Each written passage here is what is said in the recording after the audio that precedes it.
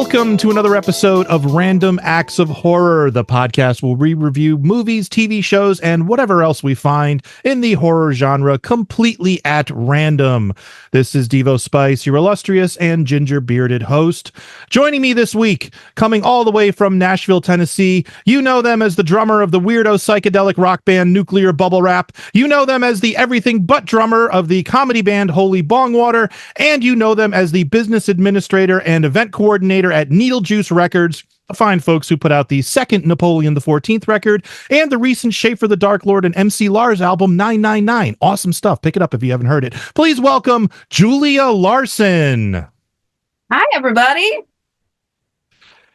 And joining us from Lancaster, Pennsylvania, you know him as the author of dozens of horror-themed parody songs about films like Hellraiser, Train to Busan, Halloween, and damn near every shark movie ever made. You know him as the writer and singer of the song you hear playing over the end credits of VHS 85, and you know him from his recent performance at Joe Bob's Jamboree in Las Vegas. Please welcome Jeff Whitmire. Hello, everyone. How you doing? All right, so this week, the randomizer has chosen The Chalk Line. Have either of you seen or even heard of this movie? Nope. I have not. No. In this suspenseful thriller, a couple finds a traumatized unknown child and must decipher the girl's strange behavior to unlock her identity and past. It's from 2022, and I believe this is a Spanish movie. So, okay. Yeah, it says genres are Spanish thriller movies and mystery movies. I don't know why it's even on the list if horror wasn't one of the genres there, but it must have shown up on one of my lists somewhere. So it's bound to happen. 2022 Netflix movie. Wow. Yeah. Spanish Netflix movie. Mm-hmm. So Elena Anaya, Pablo Molinaro, Eva Tanier, and more. I'm guessing nobody knows any of those people. No. Nope. So we're basically going into this blind, which could be good. Could be fun. Yeah. Okay. All right. It works since it's a mystery. So Mm-hmm. Yeah. It's got a 61% on Rotten Tomatoes. The Butler which is did it. Decent. That's what I know. The Butler, of course. It's always the Butler. Yeah. Mm-hmm. All right. So let's watch it and see what we get. This is The Fump. Sneeze on you. Seat 49. I don't think you understood. I thought bagels always brought me joy, but now I play with them just like a doggy play toy. I made it with the bagel and cream cheese cause I was feeling hot. So hot. Ooh, hot.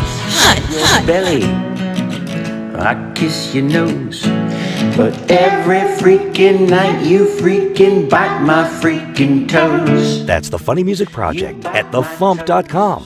THEFUMP.com. Crack a whip it. Fill up a balloon. Breathe in the gas. That's what I'm doing. Foink.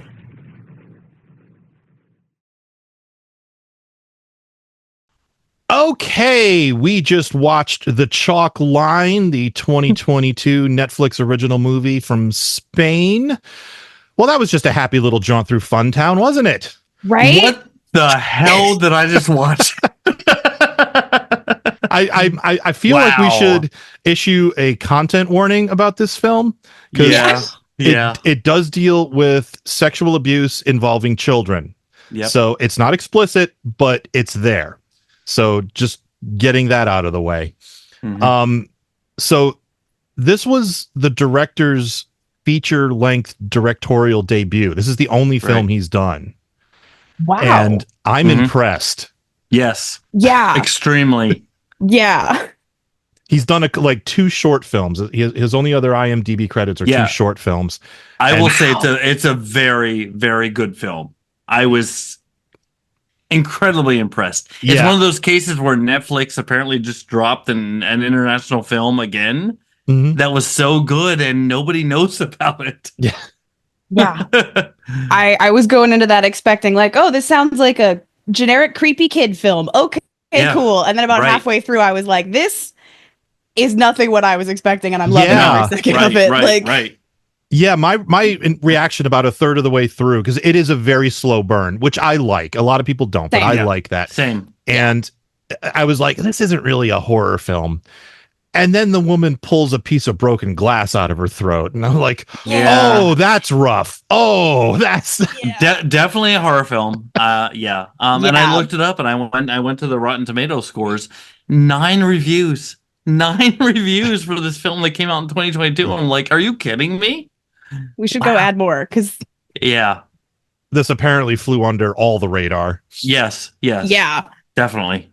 But so the premise is that this couple is driving down the street late at night, and they come across this little 6-year-old girl walking down the middle of the road, and they stop to help.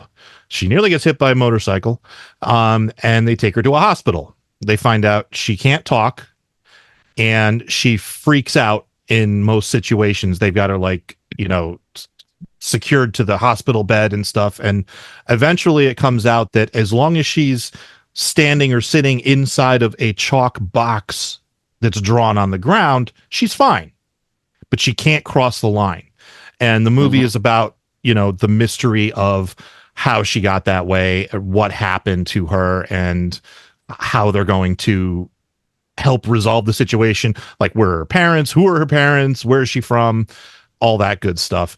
And it comes together nicely. It really does. Yes. Yeah. Very much so. As I said, it is a very slow burn, and I found a couple people online saying they couldn't get through it because it was too slow for them. But man, at one point in the film, I posted that I was watching it for your for the podcast and everything, and one of my friends said, "I love this movie." So I was like, "What? I've never heard of this." At one point, I literally yelled "Holy shit" at the screen. Yeah. Oh, yeah. Towards the end of the film. Yeah. I got very vocal towards the end. Well, it was funny because I ran upstairs saying I had to watch this, for the podcast. And my daughter, who's 10, watches a YouTube channel that I guess does synopsis. And I did pick this up, but it does synopsis of movies and things like this. And when I mentioned the chalk line, she's like, "Oh, I know this one."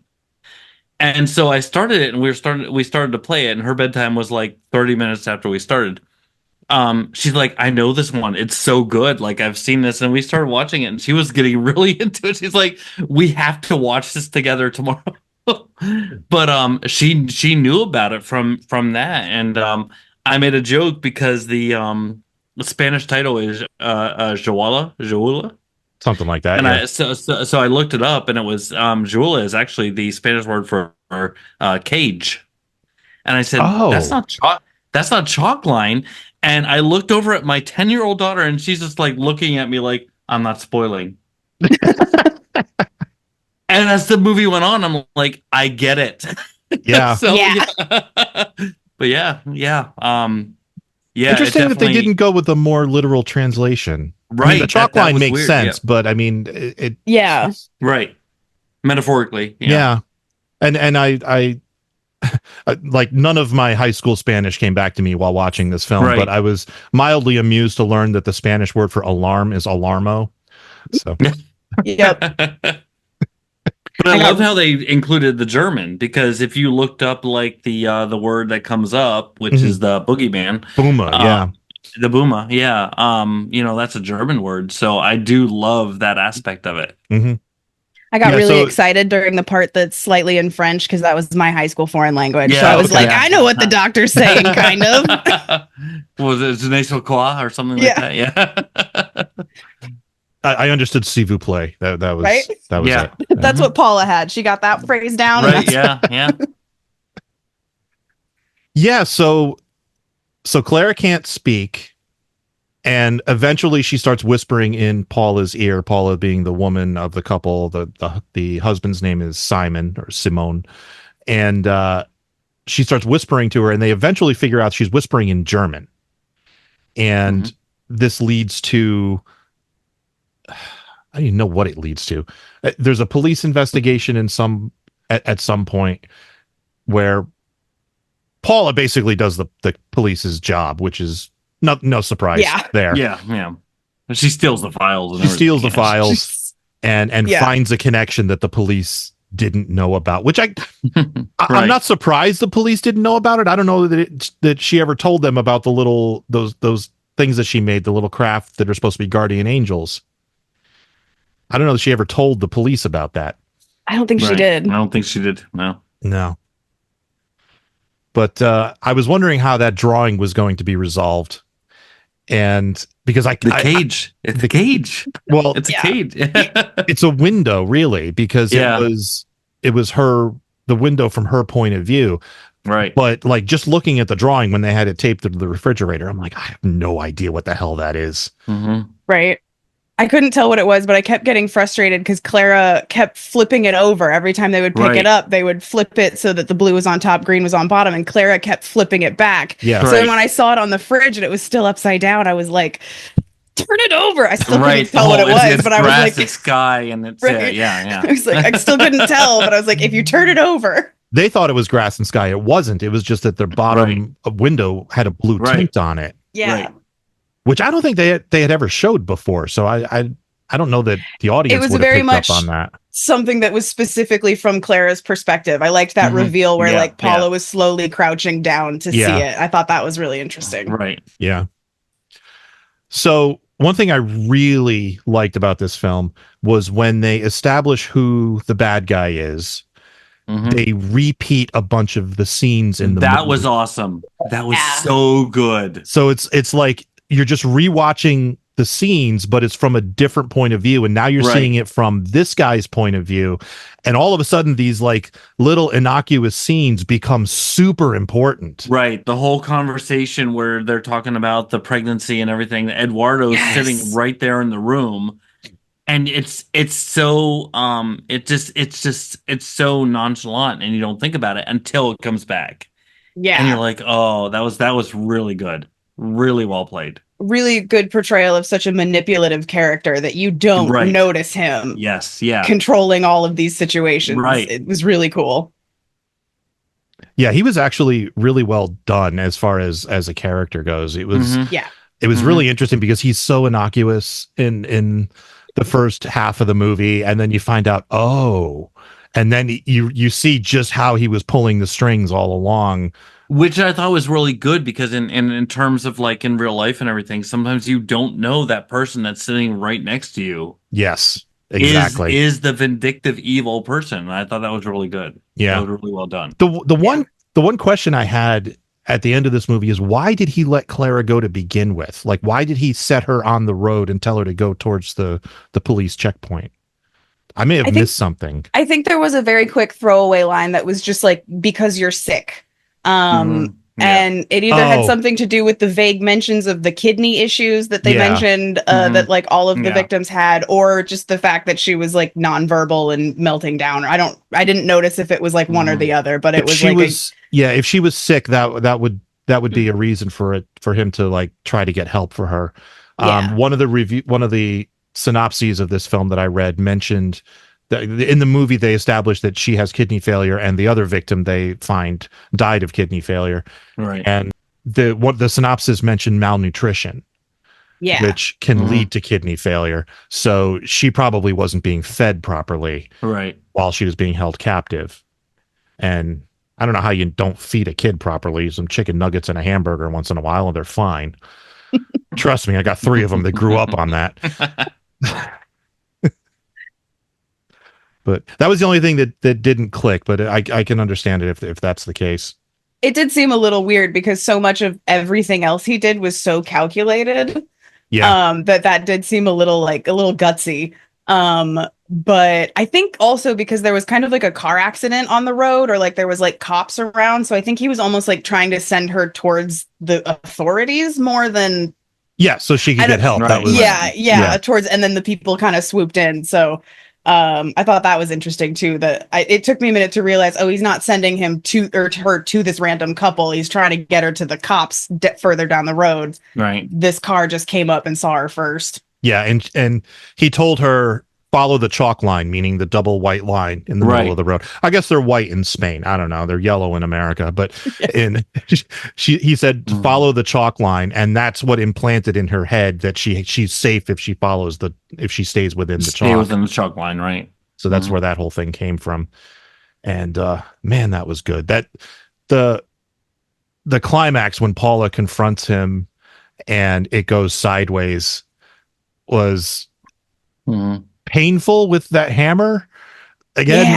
With the that was so out of nowhere and so unexpected, and so like even the stuff with the glass earlier in the movie has been fairly subtle, so that was such a violent and aggressive moment that I was just I literally jumped. Like, and the whole glass thing was such a nice touch. Like the fact that the glass kept coming back up, and then when you see the flashback and he's putting the glass in the jelly or the jam, what an incredible wraparound! Insanely good. The mystery elements were really, really well laid out. I actually wrote down in my notes as I was watching it, this movie is like The Orphan meets Girl with the Dragon Tattoo. Nice. Like in this weird, like it's the neighbor the whole time, and he's got this crazy secret basement and like this decade-long history of kidnapping people. Like the mystery element was so good. It made it so suspenseful. Yeah. I'm sorry, I'm just really distracted by how awesome Julia's backdrop is, by the way, with the Tiffany and the Chucky and the evil bong. That is incredible. She set that up just for this podcast. That is so good. Behind it is like a dirty old cat tree in our guest bed, so this is more fun to look at. Love it. All I have is the critter back here. I love the critter, though. Yeah, the critter. And then I was showing this to Julia before. At FumFest, I picked up these from our friend Dr. Don. We have 3D printed nice. duckies of Freddie and Jason. And Freddie Duck, yeah. It's good. You going to knock over my display? I should go get my collection. So happy ending all around. I was surprised. They really made you work for that happy ending. They really did. They made you work for it. I was like, wait, are we... And they didn't. Honestly, I didn't think it was going to end happily. I was ready for it not to be a happy ending, and when it did, I thought that was good. And I'm fine with a movie that doesn't end happily. I'm that way. But in this case, I thought that was a really nice touch with the Zoom call and And they didn't call this out or draw attention to it, but did you notice Paula was pregnant? In the call, because they had spent the entire movie, and it was a big like sticky point with her and her husband about her fertility treatments and stuff. She was actually doing another round of fertility treatments herself secretly without telling her husband, which was a point of contention between them. Right.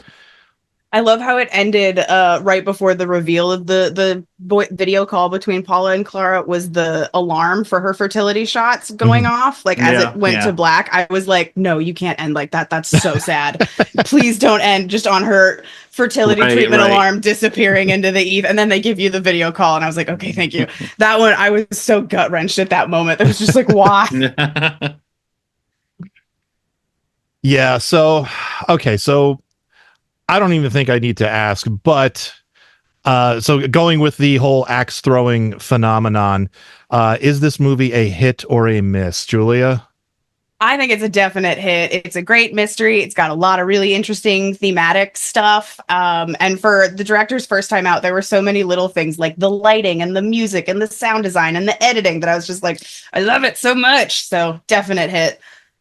Jeff? Oh, definitely hit. And that's one of my frustrations and not, with Netflix, because like His House in 2020 was one of my favorite movies of all time. Netflix is so good at finding these films, and they're so underground, and they're so bad at marketing them. They're so bad at marketing them, and it's frustrating because I literally I track horror movies, and I did not know about this one. And I thought it was phenomenal. I thought it was a great international film, great first time out for the director, like Julia said. I thought the performances were fantastic. They were amazing.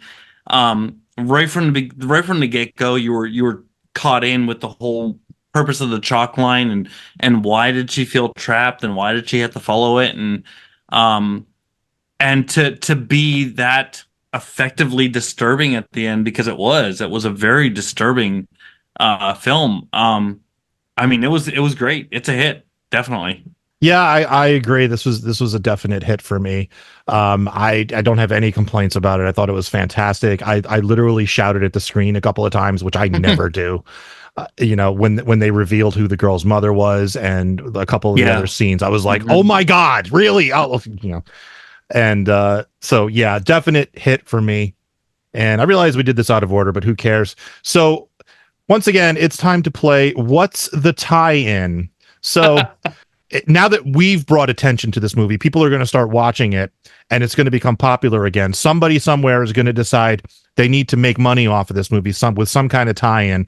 So there's going to be some kind of merchandise or a reboot or a porn parody or something to that effect. So what do we got, Julia? God, I hope not. I hope not a porn parody. Yeah, I was thinking that too. It's probably not.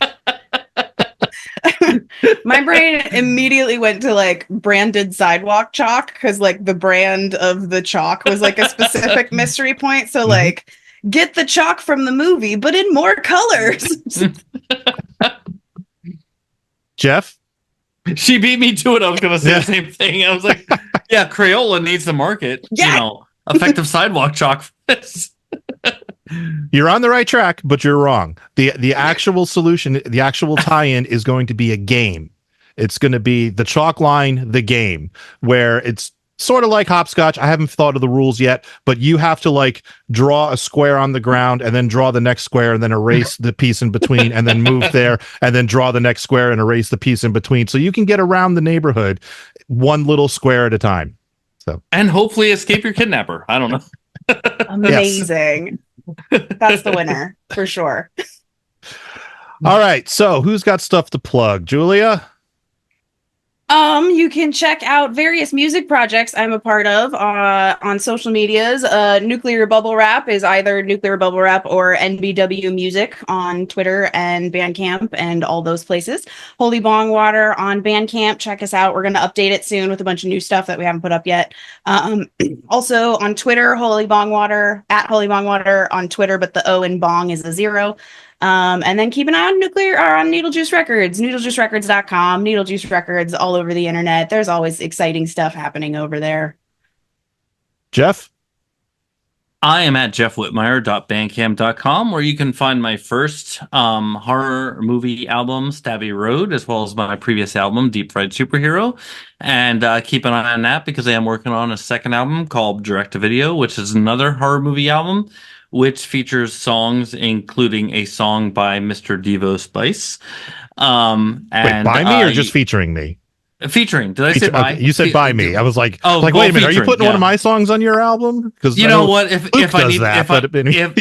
I need to fill the space, then yes. But, I mean, I got a couple you can use. I'm gonna throw in a Doctor Who song. I don't care.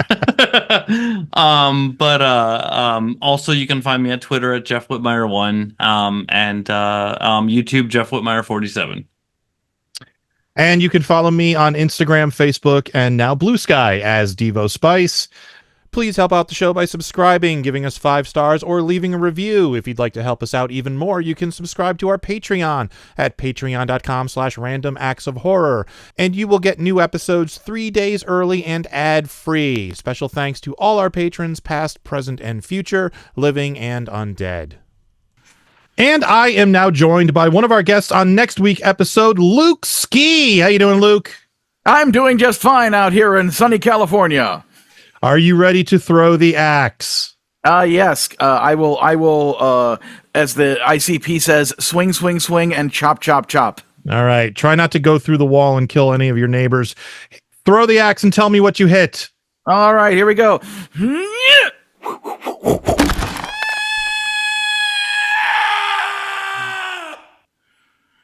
Curon. Spelled C-U-R-O-N. Curon. All right. So what is that? That's a series. Okay. Let's see. How many episodes of the... Again, got to log in. And it's an Italian. All right. We're never going to get anything in English on this show, I'm convinced. All right. So there are only 7 episodes. So open a new tab, Google random number generator, and pick a number between 1 and 7. Am I throwing an axe for that too? No. Well, I mean, you can if you want. I don't know. Here, I'm throwing a teeny tiny knife. Okay. 7. 7. All right, we won't know anything about the show, but we'll see how it ends. So this will be great. All right. Join us next time on Random Acts of Horror as we watch season 1, episode 7 of Huron.